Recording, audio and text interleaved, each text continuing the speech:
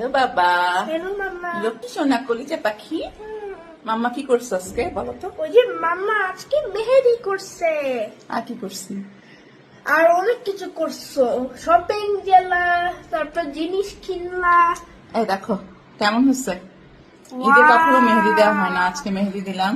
কেমন হচ্ছে বলো তো? সুন্দর লাগছে তোমাকে। কেমন হচ্ছে বলো? সুন্দর। কেমন হচ্ছে বলো?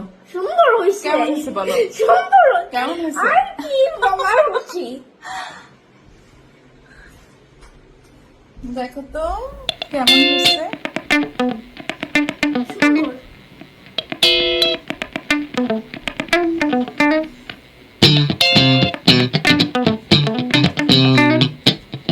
আমি তোর মা, কি করে তুই বলিস এসব খারাপ কথা? তাও নিজের মাকে তোর একটু মুখে রাখলো না।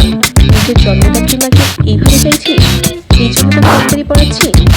নিজের মায়ের বাগানের ফুলগুলো ও মাটির প্রতি তোর এত লোভ, কেমন ছেলে রে তুই?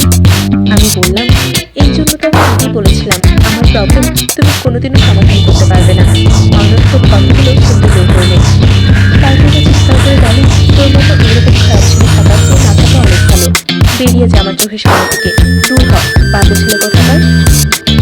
মায়ের গালি শুনে আমি আস্তে আস্তে নিজের ঘরে এসে খাটে শুয়ে পড়লাম। দেখলাম মা নিজের ঘরের খাটের দরজাটা বন্ধ করে দিল। এদিকে আমি আমার ঘরে গিয়ে খাটে শুয়ে আবার এইসব সাত পাত ভাবতে ভাবতে একসময় ঘুমিয়ে পড়লাম। পরে থেকে রবিবার ছিল, ছুটির দিন। মা আমি দুজনেই বাসাতে ছিলাম। ঘুম থেকে উঠে মা রান্নাঘরে কাজ করছে, আমার সাথে কোনো কথা বলে না। দেখলাম কদিনের ঘটনা খুব বেড়ে আছে আমার উপর। তা থাকুক, আমার কি আসে যায়। মা নিজেকে শুনতে চেয়েছিল, সাথে কথা দিয়েছিল সে কোনো রিয়েক্ট করবে না। এখন নিজের কথা নিজেই রাখছে না। দেখি আমার মায়ের চোখ মুখ শুকনো, কেমন জানি ফোলা ফোলা। বুঝতে পারলাম সারা রাত না ঘুমিয়ে কেবল বেরিয়ে গিয়েছে। অবশ্য এটাই ছিল মায়ের বাগানের মাটির প্রতি আসক্ত। এটা শুনে কোনো মায়েরা ঠিক করতে পারবে না। এইভাবেই দুপুর পর্যন্ত কেটে গেল। আমরা কেউ কারোর সাথে কথা বলছিলাম না। দুপুরে খাওয়া দাওয়ার পর আমার ঘরে এসে দরজা লাগিয়ে দিয়ে বিছানায় ছিলাম। কিছুক্ষণ শুয়েছিলাম। হঠাৎ দেখি আমার দিদির মা শোভা আমার ঘরের দরজা খুলে ঘরে ঢুকলো। আস্তে আস্তে মাথা নিচু করে আমার সামনে এসে বসলো। আমি ঘরের স্বাধীনতার কথা আগে বলেছি, সেদিন যেন আরো বেশি স্বাধীন পোশাকে ছিল। মাকে দেখে আমি তাড়াতাড়ি খাটিয়ে বসলাম। প্রথমে কোনো কথা বলছিলাম না। পরে ক্রমশ আমি জিজ্ঞাসা করলাম, কি হলো তোমার? কিছু বলবে আমার?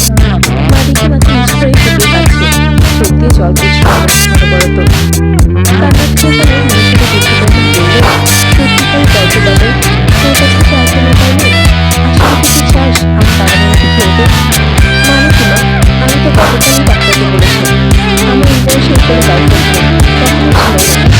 অল্প বয়সে মেয়েদের প্রতি আমার কোনো আগ্রহ নেই, আমার তাকে ভালো লাগে না। ডাক্তারকে যেটা বলিনি কিন্তু তোমাকে বলেছি, সেটা হলো আমার তোমার বাগানটাই পছন্দ। মা বললো, কিন্তু একবার ভেবে দেখো শোনা, আমি তো তোমার মা। ছেলের সাথে আমি কিভাবে এমন কিছু করবো? এটা তো খারাপ। লোকে জানলে কি হবে বুঝতে পারছো? তুমি সমাজে মিথ্যা হারে পারবে না। এইসব কথা শুনে বুঝলাম মা বেশ নরম হয়েছে। গত রাতের পর কিন্তু সুবর্ণ সুযোগ। এখন যদি মাকে পরিস্থিতি বাগানে এসে খেলতে না পারি, তাহলে বাকি জীবনে মাকে খেলতে পারবো না। মাকে নরম সুরে বললাম, দেখো মা, সমাজের